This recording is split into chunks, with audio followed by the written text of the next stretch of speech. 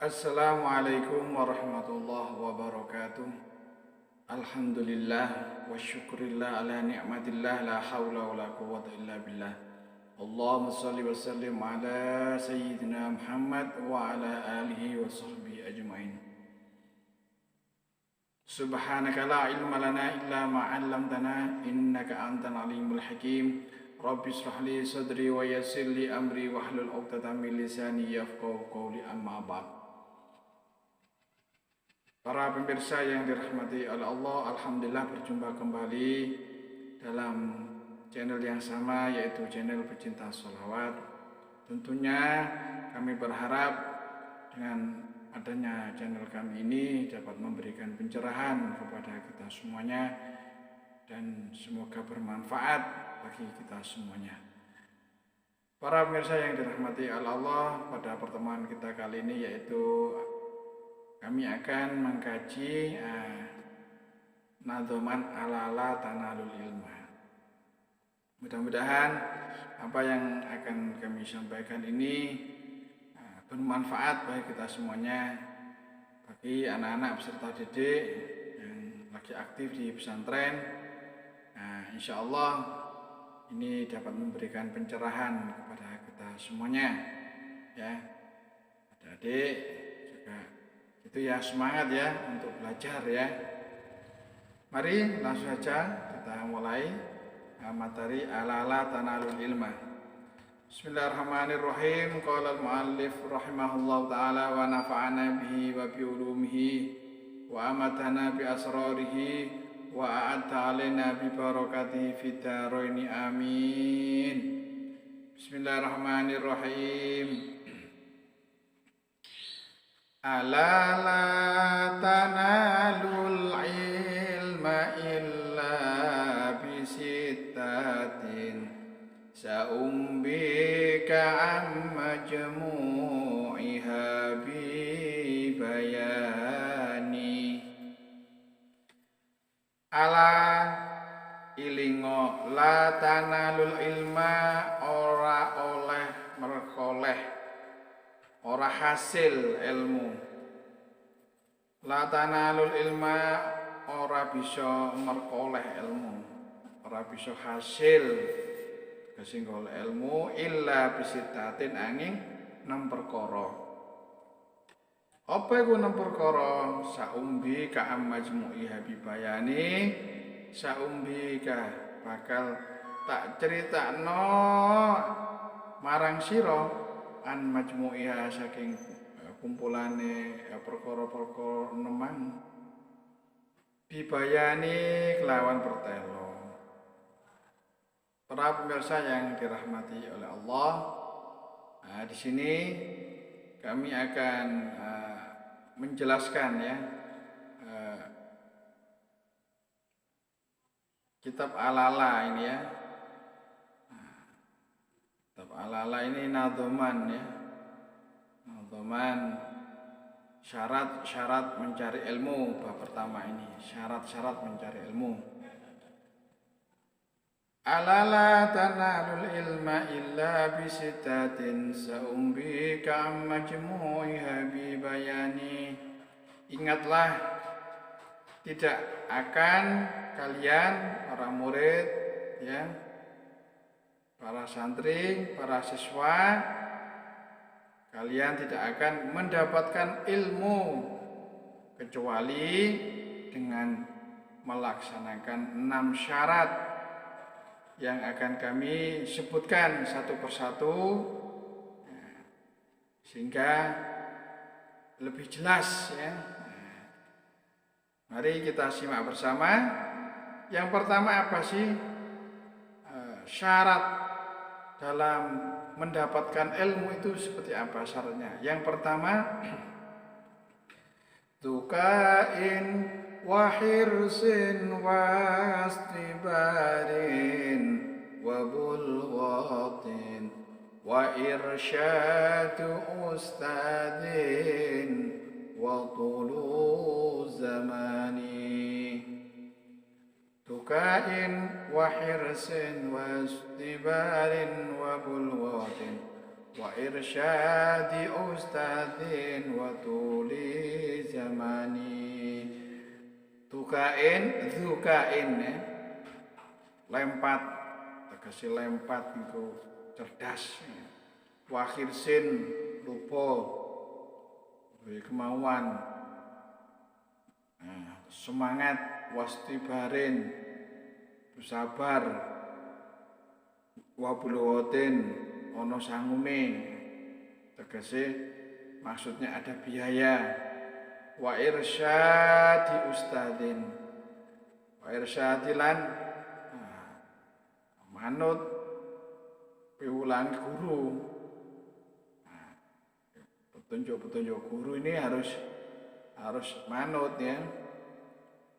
Wa irsyadi ustadzin petunjuk guru. Watul zamani dan waktunya yang lama. Adik-adik sekalian yang berbahagia, para pemirsa yang dirahmati oleh Allah, kita ketika sejak lahir di dunia ini kita tidak punya apapun ya selain apa ya isakan tangis ya semata. Dalam Al-Quran dikatakan wallahu akhrajakum min butuni ummahatikum la ta'lamuna syai'a. Dan Allah ya mengeluarkan kita dari perut ibu kita ini tidak tahu apa-apa ya. Gak membawa apa-apa, yang gak tahu apa-apa. Karena seiring dengan berputarnya waktu dan proses apa yang kita dengar, apa yang kita lihat di sekeliling tempat tinggal kita pun mengalami perubahan. Berbagai macam keadaan, berbagai macam fenomena yang kita lihat. Karena itu apa? Kita berusaha memikirkan apa yang kita lihat dalam kejadian-kejadian tersebut, fenomena yang ada di sekitar kita. Kita melihat, akhirnya kita mencoba untuk berpikir, mencari tahu apa penyebab kenapa hal itu bisa terjadi. Nah, ini adalah pengertian Pengertian sederhana ilmu itu seperti itu. Dulu tidak tahu, nah, dengan belajar kita menjadi tahu. Nah, kewajiban kita untuk mencari ilmu ya jelas sebagaimana hadis Rasulullah sallallahu alaihi wasallam bahwasanya mencari ilmu itu wajib bagi kita semuanya, khususnya bagi umat Islam ya. Sejak dia dilahirkan sampai ke liang lahat. Artinya apa? Artinya selama hidup ini kita diharapkan ya untuk untuk mencari ilmu. Selama manusia masih diberi kekuatan untuk bernafas, selama itu pula kewajiban kita adalah menuntut ilmu dan tidak pernah lepas mengikat. Semakin kita berilmu maka semakin merasakan bahwa masih banyak ilmu yang belum dipelajari. Hal ini menegaskan sangat disayangkan bagi orang atau manusia yang sudah diberi akal namun tidak memanfaatkannya untuk mencari ilmu.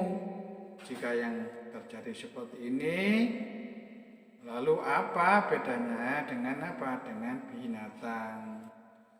Tentunya ilmu yang kita pelajari, yang kita cari adalah ilmu-ilmu yang bermanfaat, ilmu-ilmu yang menjadikan kita taat dan dekat kepada Allah Subhanahu wa Ta'ala.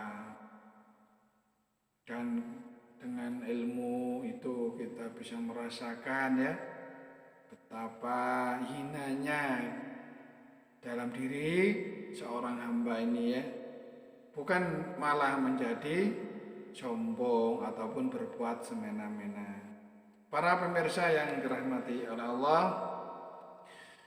dalam menggapai ilmu yang bermanfaat sebagaimana syair yang telah kami sampaikan di atas ya, tuntutan yang harus dipenuhi ataupun syarat atau sesuatu yang harus dipenuhi sebelum melakukan sesuatu. Ya, ini tadi disebutkan berapa? Nah, jika ingin meraih ilmu yang didambakan disebutkan berapa? 6 syarat. Di antaranya 6 syarat tersebut adalah yang pertama cerdas, zakaun, Zukaun, zakiyun, cerdas. Artinya apa? Artinya kemampuan untuk menangkap ilmu. Ya, kemampuan untuk menangkap ilmu ini masing-masing siswa ini beda-beda para pemirsa ya. Semuanya adalah kuasa Allah, semuanya adalah rahmat Allah ya. Kita semuanya bila ditakdirkan oleh Allah mempunyai otak yang cerdas ya, kita banyak bersyukur. Begitu juga kalau ya melihat teman kita mungkin kalau diterangkan materi-materi pelajaran agak lama nangkapnya ataupun dalam soal banyak salah menjawabnya, kita nggak boleh menghina ya, nggak boleh. Kalau semuanya itu adalah ya yang penting siswa-siswa ini mau belajar sungguh-sungguh, berusaha dengan sungguh-sungguh. Nah, masalah kecerdasan ini tingkatan manusia itu beda-beda, harus kita pahami ya. Pertama zakiyun, cerdas. Kemampuan untuk menangkap ilmu ini bagus ya. Nah ini bukan berarti IQ-nya harus tinggi. Walaupun dalam mencari ilmu IQ yang tinggi sangat menentukan ya, sangat menentukan sekali. Asal asal akalnya mampu menangkap ilmu, maka berarti sudah mempunyai syarat yang pertama ini ya. Maksudnya itu apa? Maksudnya sampai di sini bahwasanya berbeda dengan orang gila ataupun orang yang idiot, yang memang akalnya sudah tidak bisa menerima ilmu, maka sulit bagi mereka untuk mendapatkan ilmu yang bermanfaat. Ini ya. Sini kalau misalnya orang yang gila, orang yang idiot ini sudah bukan menjadi perbandingan ya. Nah, memang mereka itu ya tidak bisa untuk mendapatkan ilmu. Namun perlu diingat ya bahwasanya kecerdasan adalah bukan sesuatu yang tidak bisa meningkat. Sebagaimana ada ungkapan, akal adalah laksana pedang, semakin sering diasah dan dipergunakan maka pedang akan semakin mengkilat atau tajam. Adapun bila didiamkan maka akan keharatan atau tumpul. Begitu pula akal kita ini semakin sering dibuat untuk berpikir dan mengaji, maka akal kita akan semakin tajam daya tangkapnya, dan bila dibiarkan maka tumpul, tidak akan mampu menerima ilmu apapun juga. Nah, dari hal-hal demikian, dari hal ini juga bisa dipahami, jangan merendahkan orang lain yang kemampuannya menyerap ilmunya lebih rendah dari kita. Sebaliknya, sikap peduli dan membantu teman adalah hal yang seharusnya dilakukan, karena bisa saja di kemudian hari seseorang itu malah lebih unggul dari kita. Syarat yang kedua, para pemirsa, wahirsun. Artinya apa? Wahirsin artinya apa? Semangat. Seorang murid, seorang santri harus sungguh-sungguh dengan bukti ketekunan. Mencari ilmu tanpa semangat ataupun tanpa tekun tidak akan menghasilkan apa-apa. Terlebih-lebih ilmu agama yang merupakan ilmu yang mulia, dan ilmu itu juga menjadi kebutuhan individu bagi umat Islam dalam melaksanakan segala syariat. Sehingga apa? Sehingga banyak orang yang mencari ilmu, tetapi apabila tidak diiringi dengan apa? Dengan semangat, maka ilmu yang didambakan, yang diraih akan sulit untuk digapainya. Nah, contoh sederhana saja ya. Apa yang kemarin murid-murid itu hafalkan, belum tentu sekarang masih bisa hafal ataupun tahu. Padahal yang dihafal ataupun yang mereka tahu kemarin masih berhubungan dengan pelajaran hari ini. Akhirnya apa? Akhirnya pelajaran hari ini pun berantakan. Karena apa? Karena hilangnya materi pelajaran kemarin, mengulang pelajaran yang sudah disampaikan. Maka apa? Tanpa semangat dan tekun sangat sulit ya, kita mendapatkan apa yang seharusnya para murid dapatkan dalam menuntut ilmu. Ya, para murid, para santri, dan para pemirsa yang berbahagia, apa syarat selanjutnya? Syarat yang ketiga adalah sabar, wastibarin, sabar. Sabar ini artinya ya tabah menghadapi cobaan dan ujian dalam mencari ilmu. Orang yang mencari ilmu ini adalah orang yang mencari jalan lurus menuju penciptaan Allah, menuju Allah. Oleh karena itu setan sangat benci dan senantiasa mengganggu para pencari ilmu, para pelajar ini senantiasa yang mendapat gangguan dari setan. Karena dengan tidak ada orang yang mengajak kepada kebaikan dan menjauhi kemaksiatan.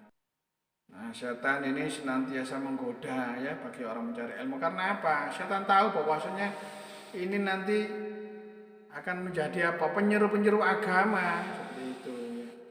Kalau banyak penyeru agama ya akhirnya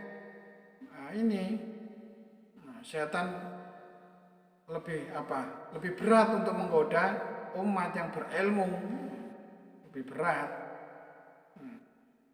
Nah, kalau misalnya menggoda orang yang tidak berilmu ya mudah, ya dengan sendirinya mereka melakukan kemaksiatan, tidak taat beribadah kepada Allah itu ya mudah, ya.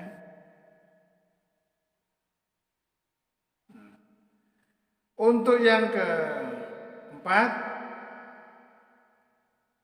keempat wabulghotun, seorang murid, seorang yang mencari ilmu ini pasti membutuhkan biaya.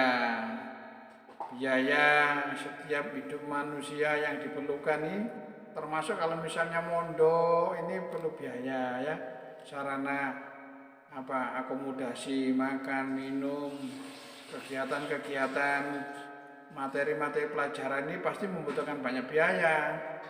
Alat-alat tulis, ATK ini banyak biayanya, alat-alat praktek, ya kan? Nah, pembelian buku, pembelian kitab ini membutuhkan biaya. Nah, biaya ini ya memang harus ya. Nah, di dalam sejarah pesantren dari zaman sahabat Rasulullah sampai ulama terkemuka, kebanyakan para santrinya adalah orang-orang yang tidak mampu seperti Abu Hurairah. Kita mencari ilmu ya memang perlu biaya, seperti juga setiap manusia hidup yang memerlukannya. Tapi jangan dipahami harus punya uang apalagi uang yang banyak.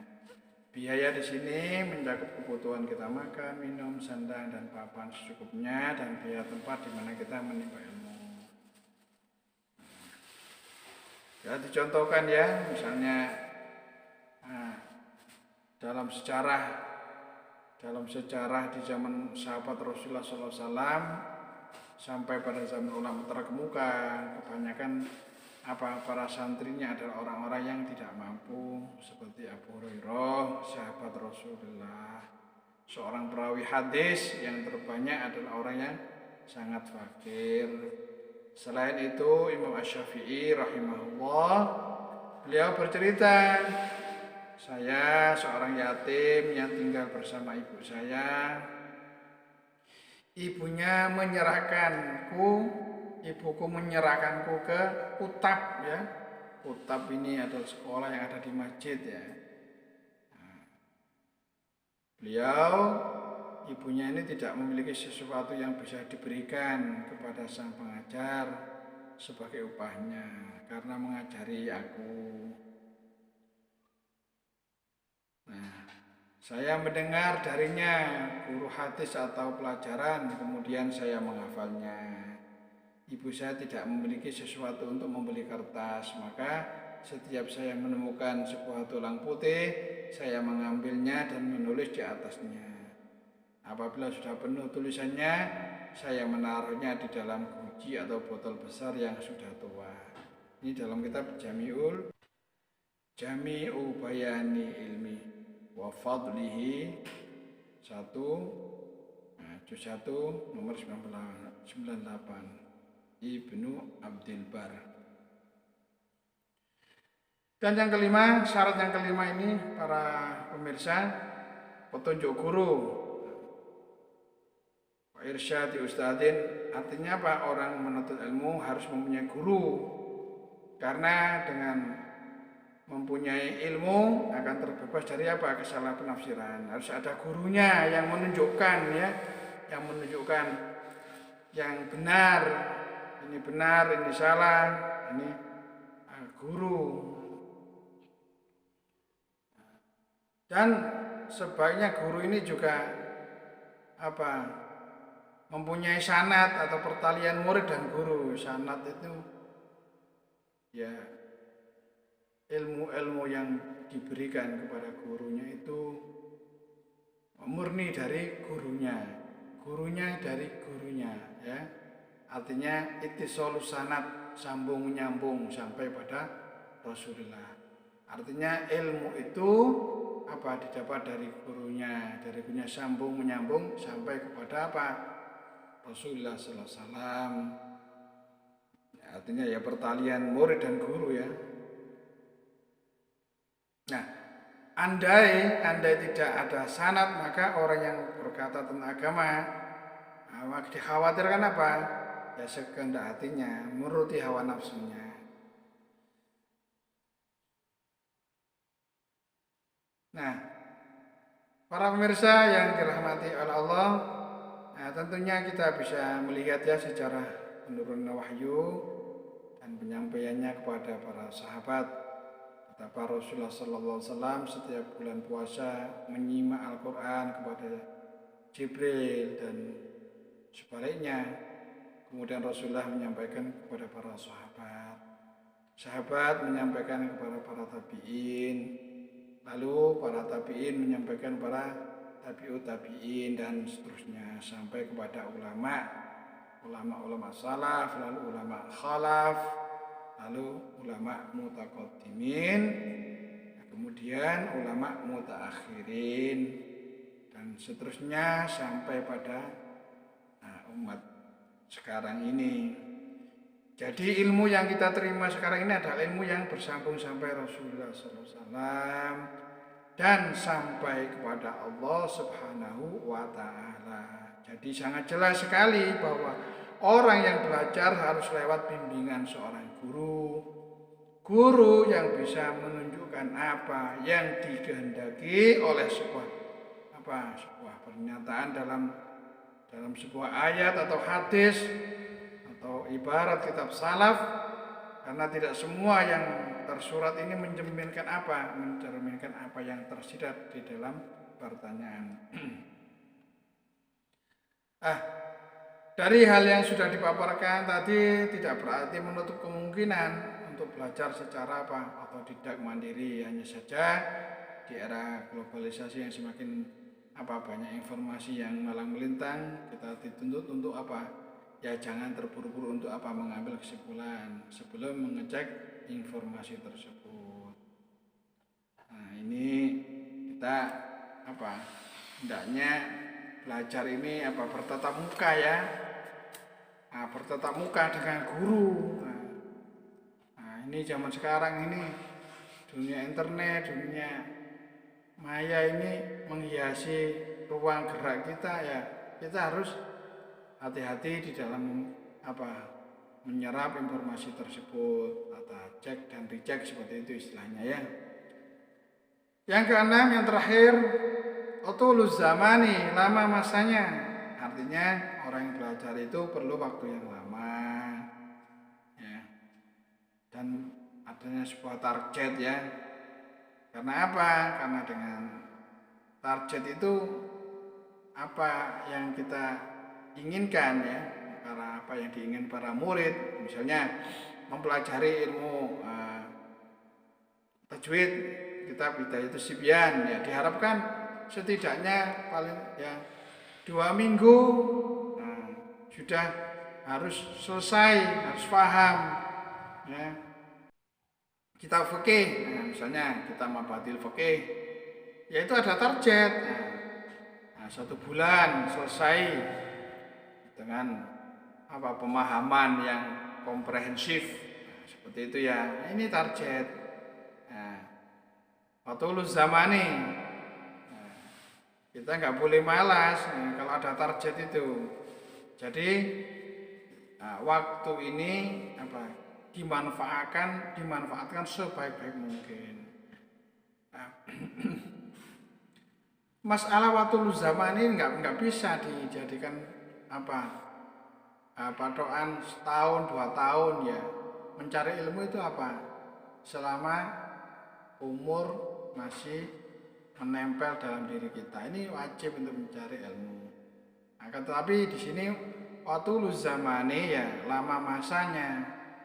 Artinya ya tidak ada kata berhenti dalam belajar selama hayat masih dikandung badan. Nah, ini diceritakan ya dari Al-Mu'affa bin Zakaria rahimahullah, dari sebagian orang yang terpercaya bahwa beliau berada di samping Abu Ja'far Ibnu Jarir At-Tabari rahimahullah. Sesaat sebelum beliau wafat, Ibnu Jarir diingatkan dengan sebuah doa dari Ja'far bin Muhammad rahimahullah. Beliau meminta pena dan kertas ya, kemudian menulis doa tersebut.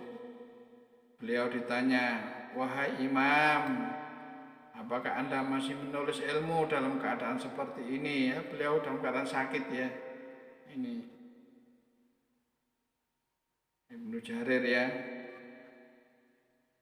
Ya, ini dalam keadaan sakaratul maut. Nah, beliau ya, Ibnu Jarir menjawab, seharusnya seseorang tidak meninggalkan mencari ilmu sampai ia mati. Ini ya, ada sebuah kisah ya, dalam kitab Kunuzul Ajdad Muhammad Qurdi Ali. Para pemirsa yang dirahmati oleh Allah, dalam menjalankan 6 syarat di atas, jangan lupa ketika kita menuntut ilmu wajib ya, wajib niat sewaktu belajar. Sebab niat ini merupakan pokok dalam segala perbuatan. Innamal a'malu binniyat wa innama likulli imri'in ma nawa. Karena apa? Karena niat ini menentukan baik buruknya perbuatan tersebut. Maka dari itu kami harapkan para siswa, para murid yang sekarang ini lagi senang belajar, niatkanlah kalian bahwasanya menjalankan perintah Allah dan Rasul-Nya, mendalami ilmu pengetahuan ini semata-mata untuk menghilangkan kebodohan yang mendera di dalam diri kita. Menghilangkan kebodohan ya, semata-mata mengharap ridho Allah dan mendalami ilmu-ilmu Allah ya, di dalam melaksanakan tata cara kaifiyah ibadah, berbagai macam ibadah, mempelajari akhlak dalam kehidupan ini ya, semata-mata untuk mendapatkan ridha Allah dan menjadi ilmu yang barokah. Para pemirsa yang dirahmati oleh Allah, itulah tadi beberapa materi syarat-syarat mencari ilmu, yaitu bagian pertama ini ya, dalam kitab Al-Tanalul Ilma insya Allah akan kita sambung di video-video yang akan datang. Mudah-mudahan menjadi ilmu yang bermanfaat bagi kita semua. Kritik dan saran senantiasa kami harapkan untuk memberikan yang terbaik pada video-video kami selanjutnya untuk dapat meningkatkan kualitas materi-materi yang saya sampaikan. Terima kasih. Assalamualaikum warahmatullahi wabarakatuh.